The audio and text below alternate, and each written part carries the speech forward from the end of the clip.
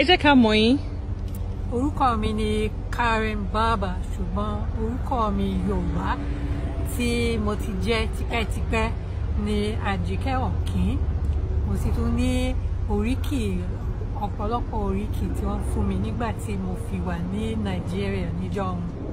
Ẹ sọ fún mi nípa ìgbà tẹ́ wà ní Nàìjíríà tẹ́ fi ń ṣe olùkọ́. Mo kọ́kọ́ lọ sí Nàìjíríà láti ṣe akẹ́kọ̀ọ́. Lẹ́yìn ìgbà tí mo ti ṣe ọ̀pọ̀lọpọ̀ iṣẹ́ ìwádìí fún oyè kẹta káre ní PhD.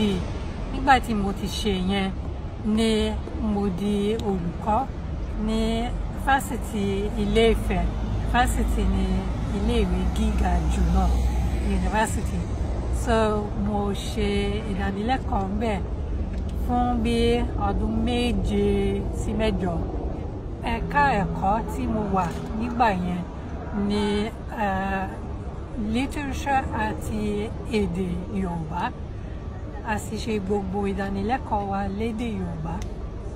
Gbogbo ìwé àròkọ tí àwọn akẹ́kọ̀ọ́ kọ èdè Yorùbá ni wọ́n ń lò. Gbogbo ìpàdé tí a ṣe bí staff meeting Yorùbá la lò.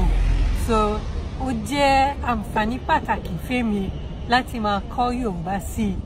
Kí ni ìmọ̀ràn tẹ́ máa fún àwọn ọmọ Yorùbá ní gbogbo àgbáyé nípa ká máa kọ́ Yorùbá, ká máa sọ Yorùbá, ká máa kọ́ Yorùbá?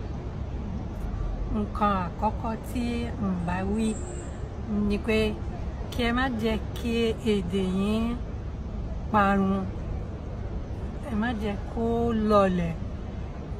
Ẹ gbìyànjú àti máa sọ Yorùbá káàkiri, àti máa gbọ́ Yorùbá káàkiri. Ẹ bá lè rí ìwé kà tó jẹ́ pé ìwé Yorùbá ni, àǹfààní ńlá ló wà ńbẹ̀. Àti pé ẹ bá lè wo fídíò fún àpẹẹrẹ eré orí ìtàgé, fídíò drama lédè Yorùbá, àǹfààní pàtàkì nìyẹn láti túbọ̀ máa jẹ́ kí èdè yín pọ̀ sí i. Ẹ ṣeun gan ni.